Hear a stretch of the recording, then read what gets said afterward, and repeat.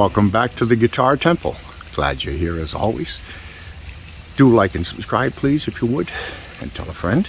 Tell a friend. They're your friends. Let's take a look at George Lynch. George Lynch, lead guitarist of Dokkin, lead guitarist of the Lynch Mob. Interesting history.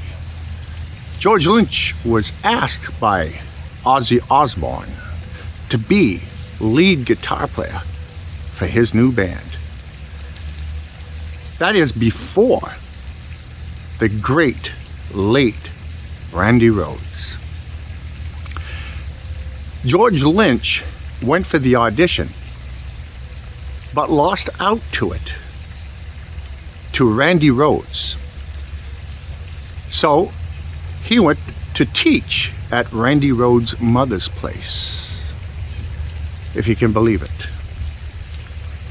So George Lynch was there. Randy Rhoads was the lead guitar player to Ozzy Osbourne. Eventually he met Don Dokkin. Now, George Lynch and Don Dokkin never really got along. In fact, when they would be in the recording studio, half of the album would be made and they didn't even see each other, because one would be in one section of the studio and the other would be in the other section of the studio. And I'm sure they've made up quite a few times, but in general, they didn't like each other, unfortunately. You know, for a big part of their history. That was with the band Dokkin. He finally got into his own band called The Lynch Mob. The Lynch Mob was basically a lot of the members of Dokkin also were in that. The drummer, for example. But I find it interesting that when Randy Rhoads died in a plane crash over there in Leesburg, Florida,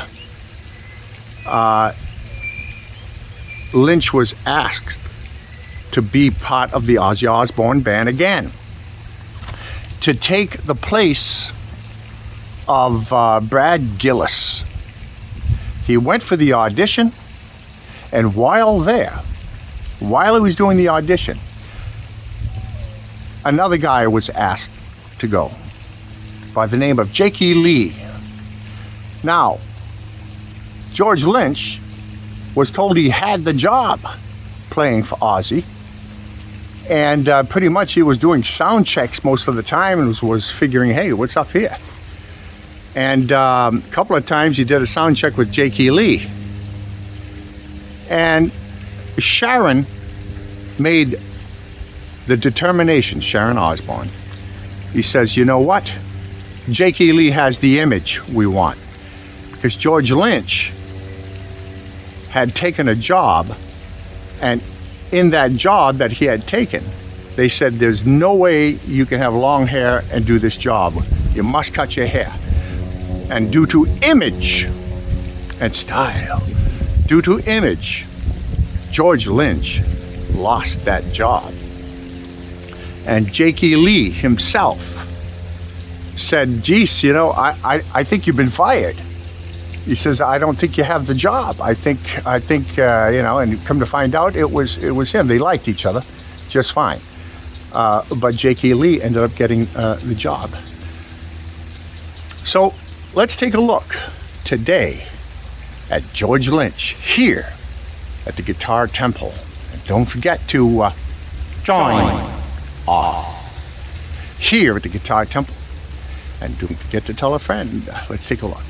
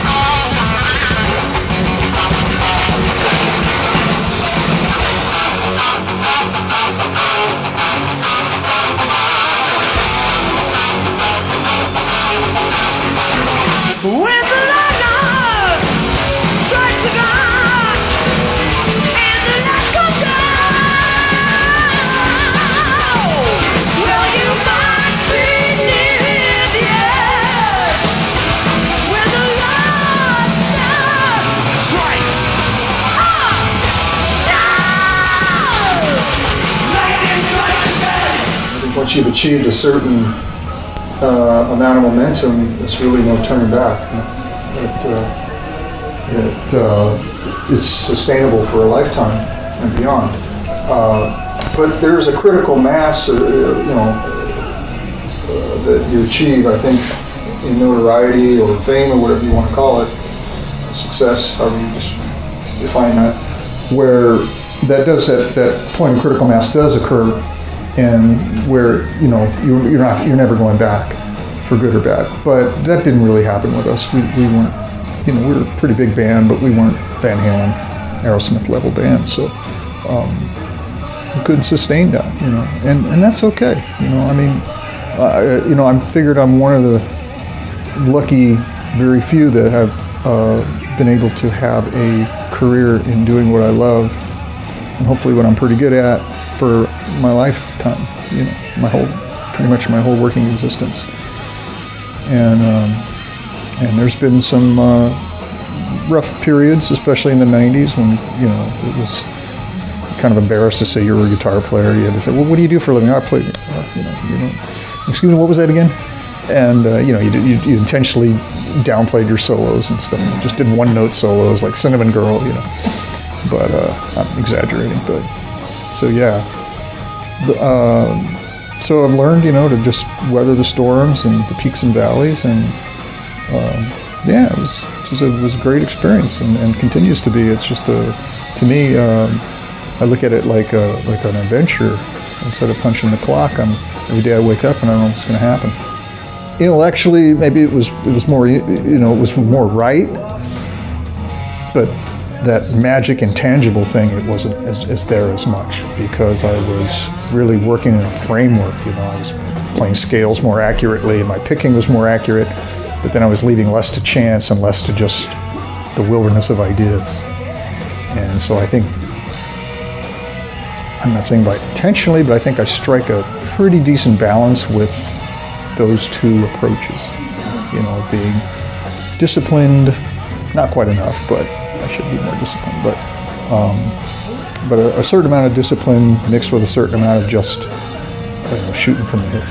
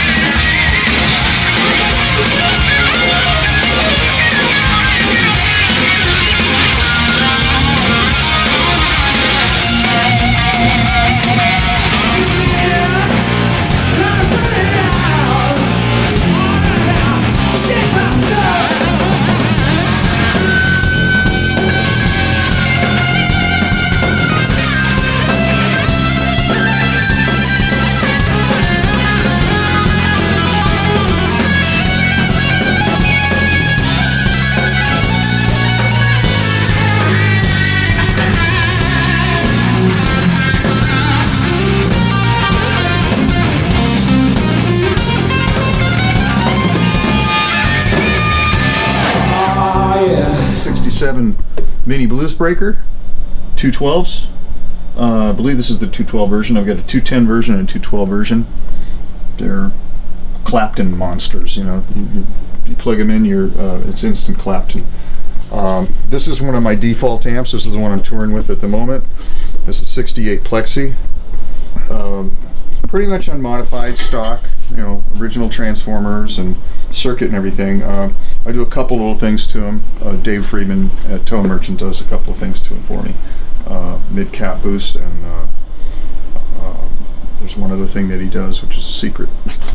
This is my other 68 Plexi. This has been Eddieized. This is pretty much a clone of Eddie's amp. Very transparent, it's that warm brown sound. It runs at 90 volts, and it's fantastic. Very touch sensitive, beautiful. This is a very interesting JCM 800. It's Bogner modified. It's completely rebuilt. It's a completely unique animal. I found one of these at a rental company. It was the only one in existence, and they wanted $10,000 for it, but it wasn't for sale. They loaned it to me, or I rented it, I think. And I took it to Bogner. Says, "Can you clone this?" And he cloned it. And so this is the only one of two in existence, and it's got incredible amount of gain, but all usable and all good gain. I mean, it's the kind of harmonic distortion you want to hear. It's none of it is harsh, or it has all good frequencies.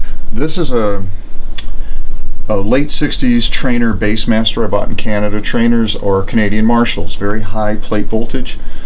And it's just like what I said, it's a Canadian Marshall. They're fantastic. It's 50 watt amp, 45 watt amp.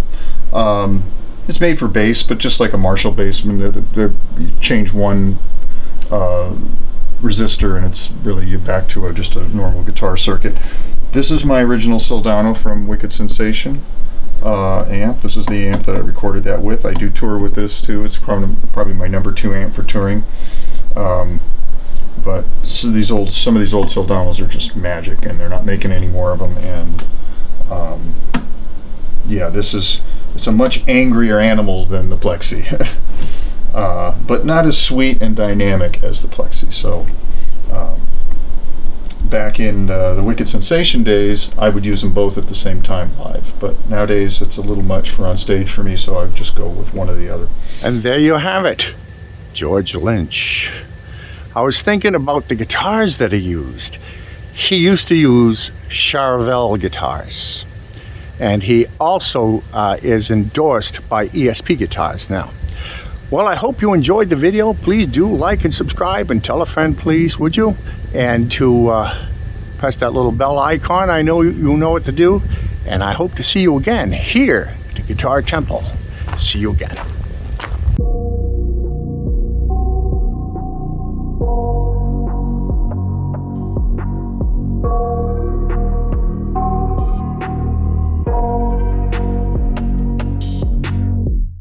I got nightmares in my head, I fear that the thoughts build up until I can't hear, that my mind fills up into a creature, and it haunts me somewhere much deeper.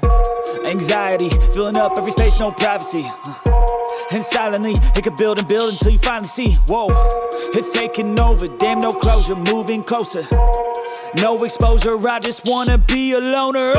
Some can't stay sober, looking over all their shoulders, like moving boulders just to get out of the home. It sucks, I've had enough, I don't wanna feel the stuck under the rug, all my problems that I shove.